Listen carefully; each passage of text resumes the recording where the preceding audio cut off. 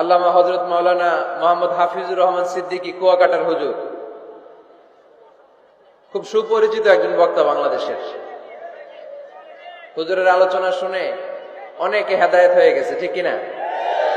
আমি শুনেছি অনেক যুবক ছেলে পেলে হুজুরের আলোচনা শুনে নামাজ ধরেছে। কুয়াকাটা হুজুরের আলোচনা শুনে অনেক ছেলেরা দাড়ি রেখেছে। বাংলাদেশের যে অটো রিক্সা, ভ্যান গাড়ি, সিএনজিতে আমি দেখেছি হুজুরের কণ্ঠ বাজতে, সুরেলা কণ্ঠ। তো আমরা হুজুরের জন্য দোয়া করি, হুজুর যেন সহি সালামতে আগামীকাল আসতে পারে। হুজুর জীবনে যে খেদমত করেছেন কোরআন সুন্নাহর, আল্লাহ যেন কবুল করে নেয়। তো আমারে আনতে এই ধাক্কাধাক্কি, কালকে হুজুরে বসাইতে পারবেন রবিল ভাই? হ্যাঁ, হুজুর কি দাওয়াত কবুল করছে? আসবে তো কোন দিক দিয়ে উঠাবেন? আমারই তো উঠাইতে পারলেন না। কালকে সিকিউরিটি আরো ডবল করবেন, পুলিশ 200 রাখবেন, ইয়াং সোসাইটি থাকবে 300। হুজুর যেন খুব সুন্দরভাবে আসতে পারে। যেহেতু আমার এলাকা, হুজুর আসবেন, হুজুরের সম্মান আদর আপ্যায়নের কোনো কিছুতে যেন কমতি না ঘটে। সব আমরা ভাই ভাই। আমাদের আদি পিতা আদম, আমাদের আদিমাতা হাওয়া আলাইহিস সালাম, আমাদের গোড়া এক। আমরা কেউ মুসলিম, কেউ বৌদ্ধ, কেউ মুসলিম, কেউ হিন্দু, কেউ মুসলিম, কেউ খ্রিস্টান, কিন্তু আমাদের আদি পিতা আর আদি মাতা একজন। চিল্লায় বলেন ঠিক কিনা? আমাদের গোড়া এক। হিন্দু বৌদ্ধ হইলেও আমরা ভাই ভাই, মানবতার দিক থেকে ভাই। আর আমরা হলাম ইমানি ভাই, ঠিক কিনা? দেখেন, যেখানে হিন্দু লোকটাও আমার ভাই, বৌদ্ধ লোকটাও আমার ভাই, খ্রিস্টানও আমার ভাই, সেখানে আমরা মুসলমানরা একসাথে এক টেবিলে বসতে পারি না। কিন্তু আমাদের নবী এক, আমাদের কোরআন এক, আমাদের কাবা এক, আমাদের মদিনা শরীফ এক। চিল্লায় বলেন ঠিক কিনা? আমাদের প্রভু এক, নবীর উম্মত, জীবন বিধানে ওই শিবানী কোরআন। আমাদের প্রভু এক, নবীর উম্মত, জীবন বিধানে ওই শিবানী কোরআন। তবে কেন এক নও হে মুসলমান, একে হও করিয়া আহ্বান, ঠিক কিনা? বাইতুল্লাহ এক, মদিনা শরীফ এক, উহুদ পাহাড় এক, বদরের মাঠ এক, ঠিক কিনা? বাইতুল্লাহ এক, মদিনা শরীফ এক, উহুদ পাহাড় এক, বদরের মাঠে। একটা তো জীবন আর মরণ যে একটাই, এক সাথে মিলে মিশে একটাই প্রাণ। তবে কেন এক নও হে মুসলমান, একে হও করিয়া আহ্বান। আমাদের প্রভু এক, নবীর উম্মত, জীবন বিধানে ওই শিবানী কোরআন। তবে কেন এক নও হে মুসলমান, একে হও করিয়া আহ্বান, ঠিক কিনা? সবাই আমরা এক, ঐক্যবদ্ধ থাকতে হবে। সীসা ঢালা প্রাচীরের মতো। বিশ্বনবী এসেছেন মিলাতে, বিষ্ণু ঈসা ইসলাম আলাদা করতে আসেন নাই। আমরা আলাদা করতে পছন্দ করি, আছে না নাই? শুরুতেই জিজ্ঞেস করি, তুই কোন পীরের মুরিদ? কোন পীরের মুরিদ? কোন ইসলামিক দল করেন? বিএনপি না আওয়ামী লীগ, জামাত না জাতীয় পার্টি? আছে না নাই? ভাগাভাগি।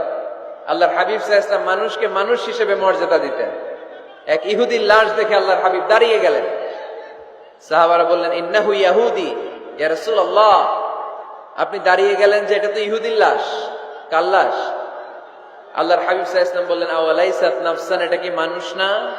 হোক না ইহুদি, হোক না আস্তিক আর নাস্তিক, এটা তো মানুষ। আমি মানুষকে সম্মান করেছি। আওয়াজ করে পড়েন সুবহানাল্লাহ। আল্লাহ রাসূল সাল্লাল্লাহু আলাইহি ওয়াসাল্লাম মানুষকে মানুষ হিসেবে কনসিডার করতেন। আমরা আজকাল মানুষকে মানুষ হিসেবে কনসিডার করি না। আমার সবচেয়ে বড় পরিচয় আমি মুসলিম।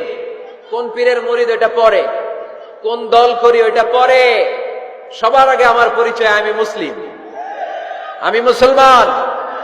এর চেয়ে কোনো বড় পরিচয় আমার নাই। চিল্লায় বলেন ঠিক কিনা? সবচেয়ে বড় পরিচয় আমি মুসলমান। এজন্য আমরা যেন কাদা ছোড়াছুরি না করি, আমরা যেন ভাইয়ে ভাইয়ে মিলে থাকতে পারি। আল্লাহ তুমি তৌফিক দান করো। তো মুমিন জীবনে পরিবারের অনেক গুরুত্ব। এজন্য আল্লাহ তাআলা বলেছেন, নিজেও জাহান্নামের আগুন থেকে বাঁচো, পরিবারকেও বাঁচাও। আদেশটা কার? আওয়াজ করে বলেন কার? রব্বুল আলামিন বলেন, ইয়া আইয়ুহাল্লাযীনা আমানু কু আনফুসাকুম ওয়া আহলিকুম নারা ওয়াকুদুহান নাসু ওয়াল হিজারা আলাইহা মালাইকাতুন গিলাযুন শিদাদুন লা ইয়াসুনাল্লাহা মা আমারাহুম ওয়া ইয়াফআলুনা মা ইউমারুন। সুবহানাল্লাহ পড়েন। আল্লাহ ডেকে বলেন, গোলাম নিজেরাও জাহান্নামের আগুন থেকে বাঁচো, নিজেদের পরিবারদেরকেও জাহান্নামের আগুন থেকে বাঁচাও। নিজেও জাহান্নামের আগুন থেকে বাঁচো, নিজের মাকেও বাঁচাও, নিজেও বাঁচো, বাবাকেও বাঁচাও। নিজেও জাহান্নামের আগুন থেকে বাঁচো, নিজের স্ত্রীকেও বাঁচাও। নিজেও জাহান্নামের আগুন থেকে বাঁচো, নিজের সন্তান সন্ততিদেরকেও বাঁচাও। ঠিক কিনা? নাকি আপনি একা জান্নাতে যেতে চান? আমি জান্নাতে, আমার বাবা জাহান্নামে, এটা ভাল লাগবে? আমি জান্নাতে, আমার মা জাহান্নামে, এটা আমরা চাই? আমি জান্নাতে, আমার স্ত্রী জাহান্নামে, আমি জান্নাতে, আমার ছেলেরা জাহান্নামে, এটা চাই আমরা? আমরা চাই সবাই মুমিন পরিবার দুনিয়াতে যেমনি একসাথে, আমরা জান্নাতেও থাকবো একসাথে। আওয়াজ করে বলতে হবে, ঠিক কিনা? কু আনফুসাকুম ওয়া আহলিকুম নারা, নিজেও জাহান্নামের আগুন থেকে বাঁচো, পরিবারকেও বাঁচাও। নিজেও জান্নাতি হতে হবে, পরিবারের সব সদস্যদেরকেও জান্নাতি সদস্য বানাতে হবে। এজন্য আল্লাহর হাবিবকে আল্লাহ পাক আদেশ করছেন, ওয়া আমুর আহলাকা বিসসালাতি ওয়াসতাবির আলাইহা। ও নবী, আপনি একা নামাজ পড়লেই হবে না, আপনার কন্যা ফাতেমারে নামাজের কথা বলেন, আপনার কন্যা জাইনাবকে নামাজের কথা বলেন, রুকাইয়াকে নামাজের কথা বলেন, উম্মে কুলসুমকে নামাজের কথা বলেন, আপনার প্রাণাধিক প্রিয় স্ত্রী খাদিজাকেও নামাজের কথা বলেন, আপনার স্ত্রী আয়েশারেও নামাজের কথা বলেন। ঠিক কিনা? নামাজ একা বললে হবে না। আপনিও নামাজে যাবেন, সন্তানটারেও নামাজে নিয়ে যাবেন। মসজিদে পারা যাবে না? আপনাদের এলাকার মসজিদগুলোকে বাচ্চাদেরকে ঢুকাতে দেন তো আপনারা, না নিষেধ?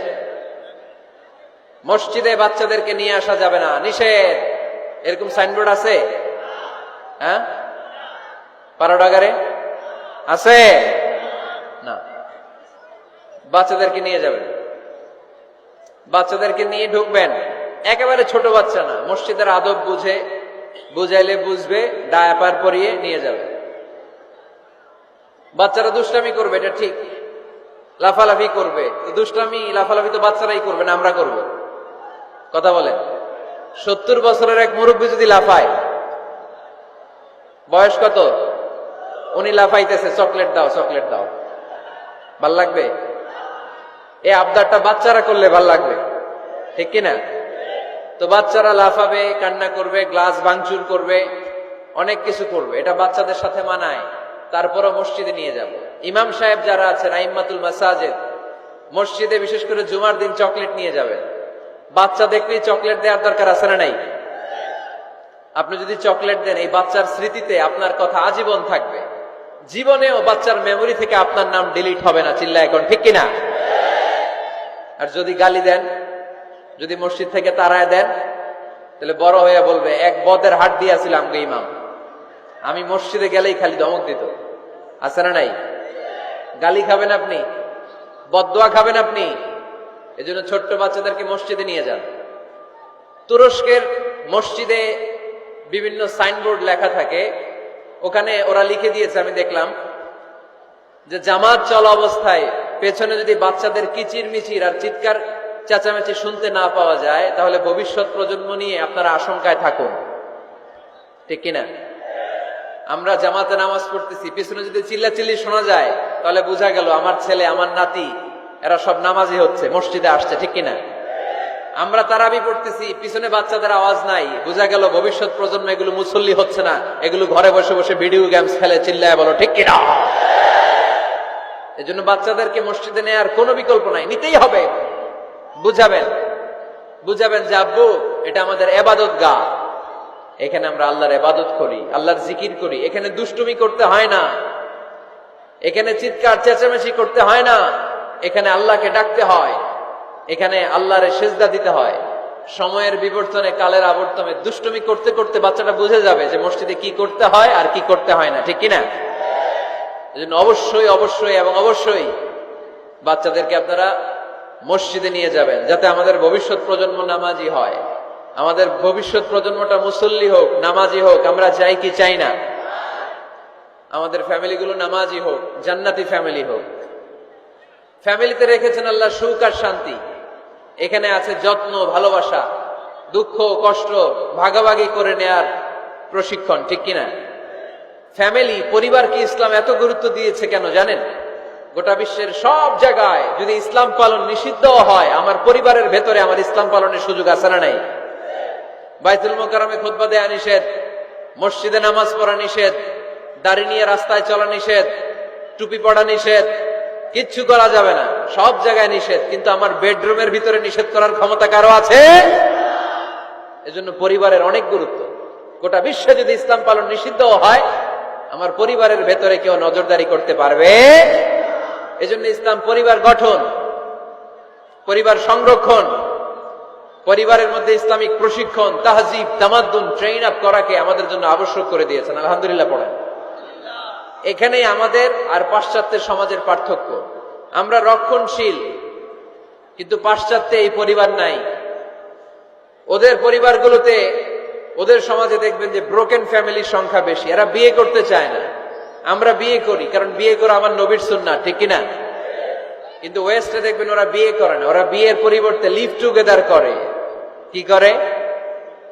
ওদের সোসাইটিটারে ওরা বলে ফ্রি সেক্সের সোসাইটি, অবাধ যৌনাচার। এখানে অবাধ যৌনাচার, কোনো বাধা নাই। আজকে বিয়ে করে কালকে ডিভোর্স। তারা অবাধ স্বাধীনতা দিতে দিতে এখন হোমোসেক্সুয়ালিটির পথে হাঁটছে। এখন ছেলেতে ছেলেতে বিয়ে করে, মেয়েতে মেয়েতে বিয়ে করে। বেশিরভাগ ফ্যামিলিতে ছেলেগুলোর বাবা আছে, মা নাই, মা আছে, বাবা নাই। কয়টা যে বিয়ে করছে, কয়টা যে ডিভোর্স হয়েছে নিজেরাও জানে না। আমরা কি এমন পরিবার চাই? এজন্য অপ্রকৃতস্থ মানুষের সংখ্যা খুব বেশি।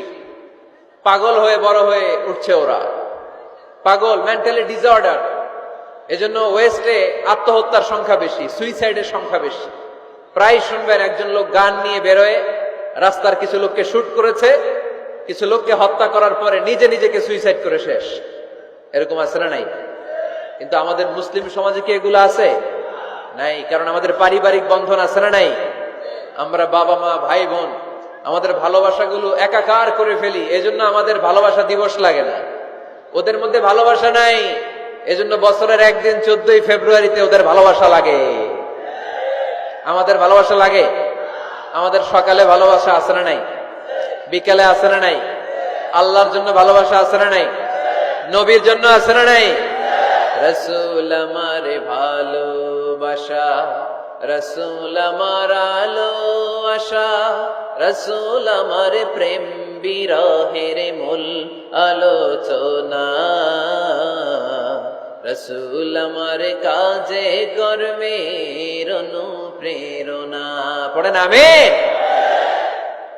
আমাদের সপ্তাহে 7 দিন ভালোবাসা, আমাদের দিনের 24 ঘন্টায় ভালোবাসা, মাসের 30 দিনে আমাদের ভালোবাসা, বছরের 365 দিন আমাদের ভালোবাসা। এজন্য আলাদা করে ভালোবাসা দিবস আমাদের লাগে না। জোরে বলতে হবে, ঠিক কিনা?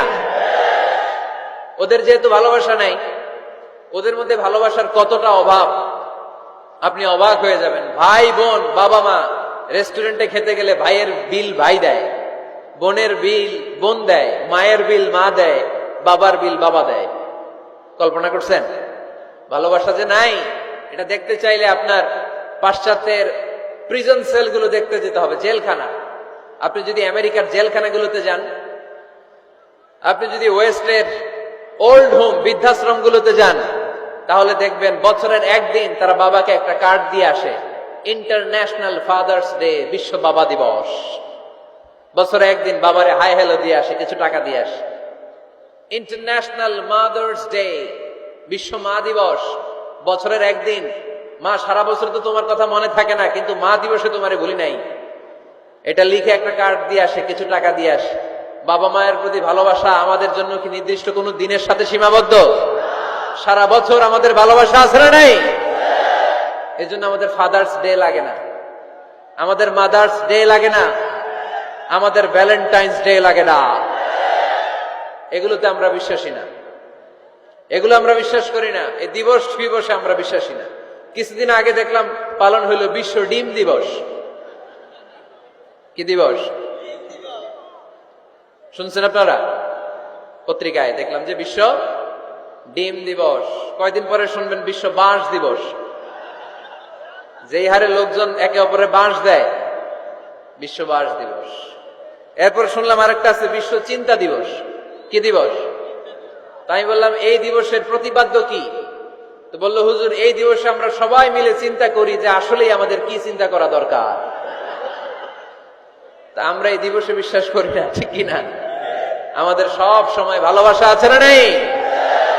আমাদের ভালোবাসা আল্লাহর জন্য, আমাদের ভালোবাসা রাসূলের জন্য, আমাদের ভালোবাসা কোরআনের জন্য, আমাদের ভালোবাসা একে অপরের জন্য, ঠিক কিনা?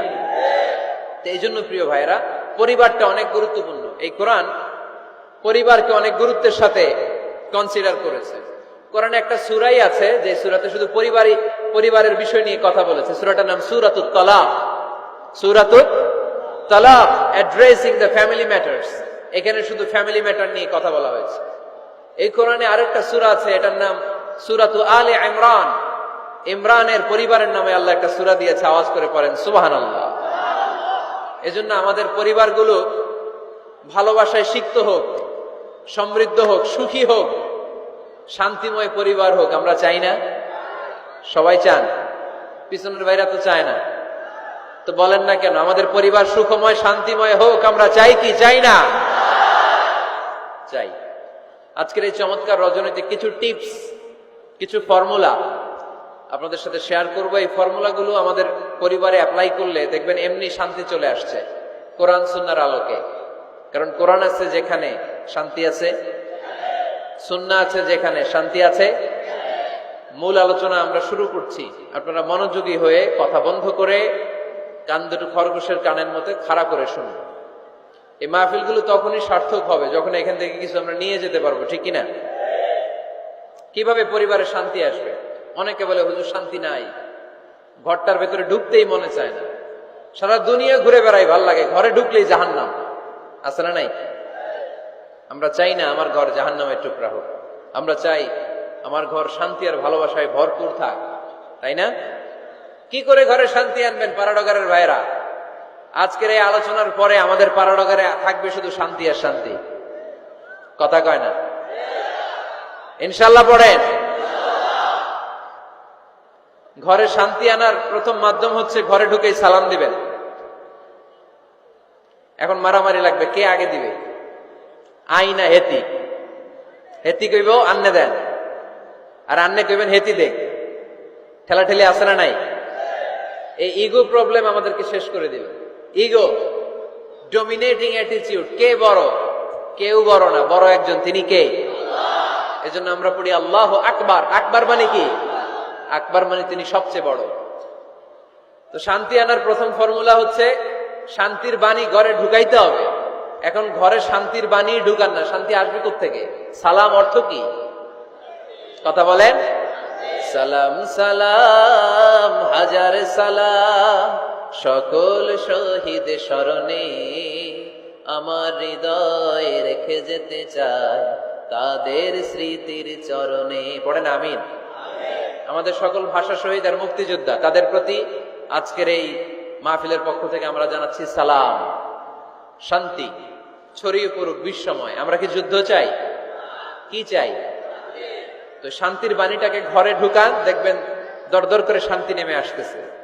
তাহলে পরিবারে শান্তি আনার প্রথম টিপস হচ্ছে ঘরে ঢুকে আগে কি দিবেন? সবাই বলেন কি দিবেন? রব্বুল আলামিন বলেন فإذا دخلتم بيوتا فسلموا على أنفسكم تحية من عند الله مباركة طيبة অবিশ্বাসীরা শোনো শোনো, তোমরা যখন তোমাদের ঘরে প্রবেশ করবে, ঘরে প্রবেশ করার পর সর্বপ্রথম তোমার যেই কাজ, প্রথম কাজটা হলো ঘরের মধ্যে যারা আছে সবাইকে সালাম দিয়ে দাও। কি দিয়ে দাও? সাল্লিমু আলা আনফুসিকুম, একে অপরকে সালাম দাও। তাহিয়াতাম মিন ইনদিল্লাহ, এটা আল্লাহর পক্ষ থেকে অভিবাদন পদ্ধতি। মুবারাকাতান তাইয়্যিবা, এর চেয়ে বরকতময় বাণী, এর চেয়ে পবিত্র বাণী আর হতে পারে?